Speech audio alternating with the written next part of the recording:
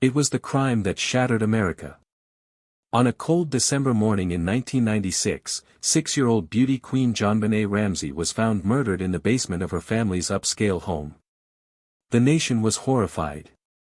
A ransom note, a broken family, and a trail of chilling questions left investigators and the public grasping for answers. For 28 years, the case remained frozen in time, a haunting mystery wrapped in silence and suspicion. But now, after nearly 3 decades, JonBenét's older brother, Burke Ramsey, has finally broken his silence. The boy once hidden behind closed doors is now a man, and his voice may hold the key to unlocking the truth. Why did he wait so long? What is he revealing now that he never said before? And could his long-awaited confession finally expose what really happened that tragic night? This isn't just a breakthrough, it's a revelation that may change everything we thought we knew. Join us as we uncover the chilling truth behind one of the most disturbing crimes in American history, the murder of JonBenét Ramsey. It was the morning after Christmas, 1996. What should have been a joyful holiday in Boulder, Colorado turned into a nightmare beyond imagination. 6-year-old JonBenét, a beloved child beauty queen, was found dead in the basement of her own home. Her tiny body showed horrifying signs of trauma, a garrote tied tightly around her neck, a fractured skull, and worst of all, a ransom note claiming she had been kidnapped, even though she had never left the house. But it gets darker. The note demanded exactly $118,000, the same amount as a recent bonus JonBenét's father had received. There were no signs of forced entry. The crime scene was compromised. And suspicion immediately turned toward the very people who should have protected her, her own family. The media swarmed. The public pointed fingers. And the case twisted into a storm of confusion, conspiracy, and endless heartbreak. Then, nearly a decade later in 2006, a new development emerged, and with it, even more questions. What really happened that night? Who wrote the note? And why was JonBenét never taken, but brutally murdered instead? The truth has waited long enough. Now, it's time to expose the secrets that have stayed buried for far too long. For nearly 3 decades, silence surrounded Burke Ramsey, the brother of JonBenét Ramsey, as the world speculated, accused, and dissected every detail of the infamous case. But in a shocking turn, 28 years after JonBenét's brutal murder, Burke finally stepped out of the shadows, and broke his silence. It all began when new forensic advancements revealed significant DNA evidence, not from the family, but from an unknown male found on JonBenét's clothing. This powerful discovery cleared the Ramseys of direct involvement, shifting the investigation toward the terrifying possibility of an outside intruder. Yet justice never came.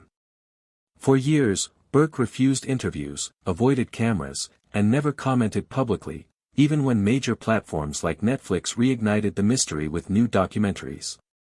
But then, unexpectedly, Burke agreed to sit down for a rare 3-part interview on Dr. Phil. And when asked why he had chosen to speak now, after almost 30 years of silence, his answer was chilling in its honesty. If the story is going to be told, I want to tell it. I don't want people talking about me, I'd rather tell my own story. It was a moment that stunned viewers. After decades of whispers and conspiracy theories, the boy who lost his sister, and lived in the shadow of suspicion, was finally ready to speak for himself. And what he said next, left everyone speechless. During the long-awaited interview, Dr. Phil didn't hold back. He asked Burke Ramsey the difficult questions, questions the world had been asking for decades. Burke's responses were direct, sometimes chilling in their simplicity. When asked whether he had used a flashlight or bat on his sister that night, Burke answered firmly. Absolutely not.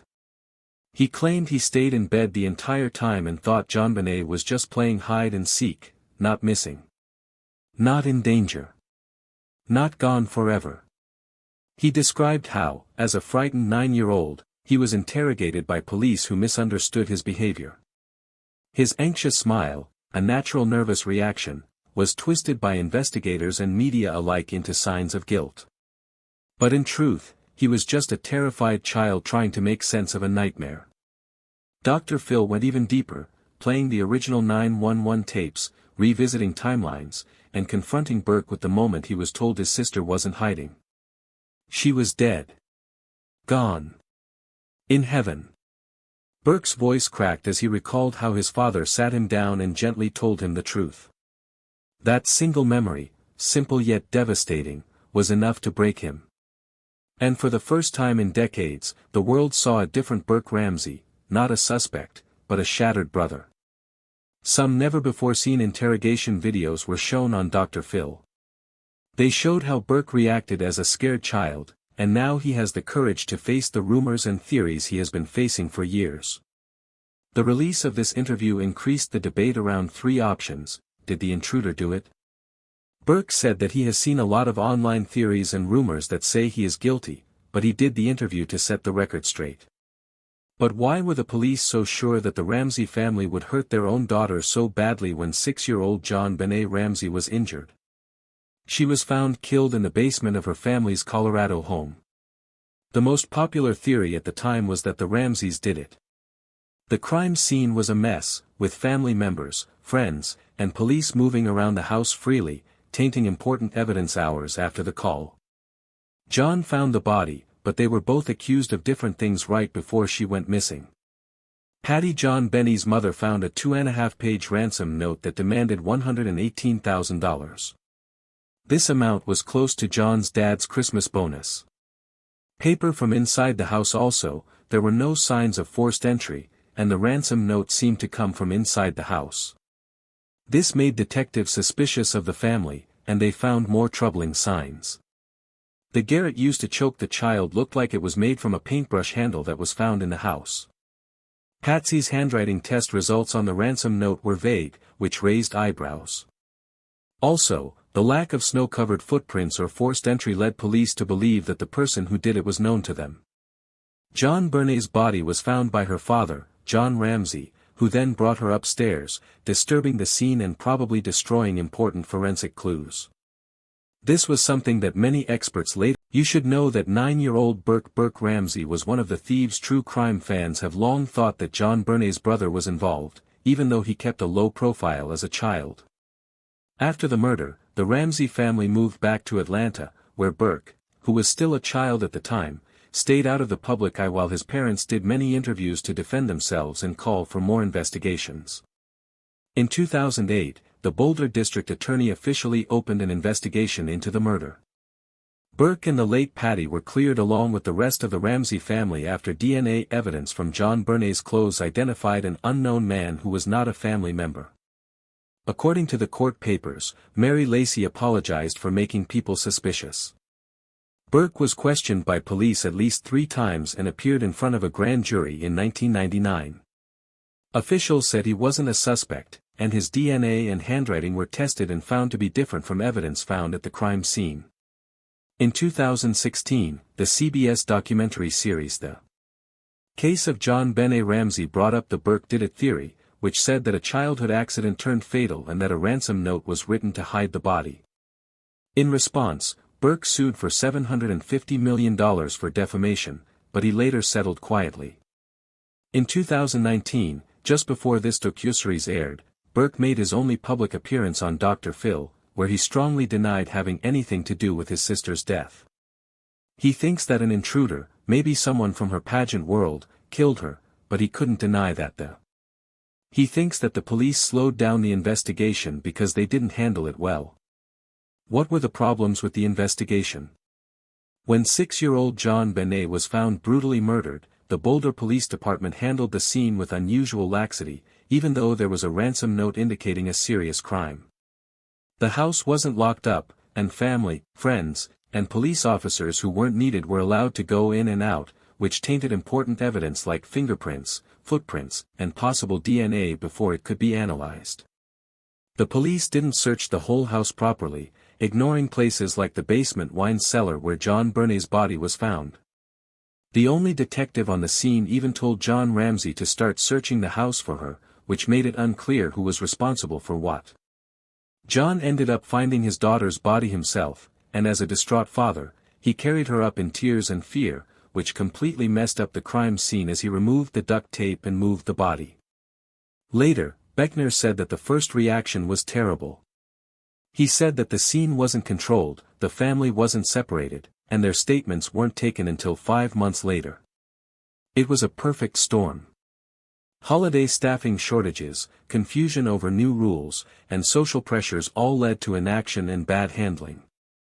Notable critics, such as FBI agent Ron Walker and former homicide detective Joe Kender, have said similar things.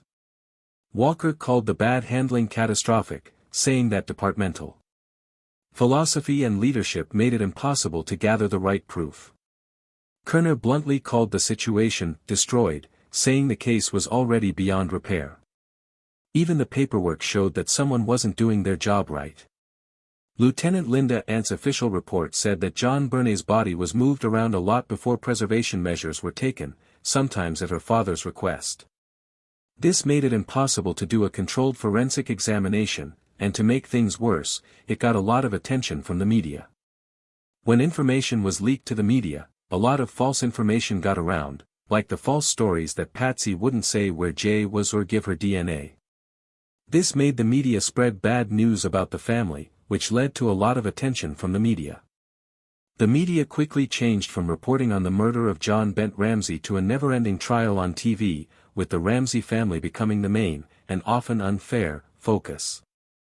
Cable news networks and tabloids kept breaking down the case with focusing on crazy theories and ratings over facts. Also, shows like Geraldo Rivera's staged mock courtroom made the Ramseys, especially Patty, look guilty in public, even though there was no proof. These dramatic segments blurred the line between entertainment and justice. Tabloids made fun of the family by saying that Patty pushed JonBenét to join beauty pageants and that John had done something wrong. But all of these claims turned out to be false, even though Burke was only 9 years old at the time. His every move and reaction in interviews and interrogations was scrutinized by the media, which is why he didn't talk about the case again until 28 years later.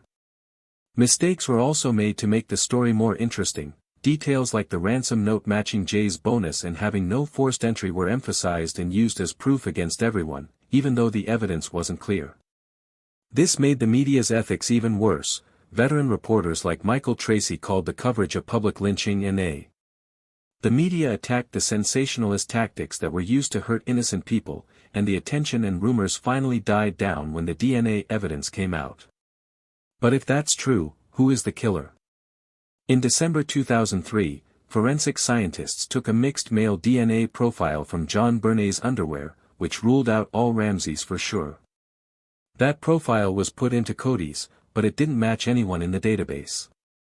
By 2016, however, better testing showed that the original male DNA wasn't from a single person, but rather from several people.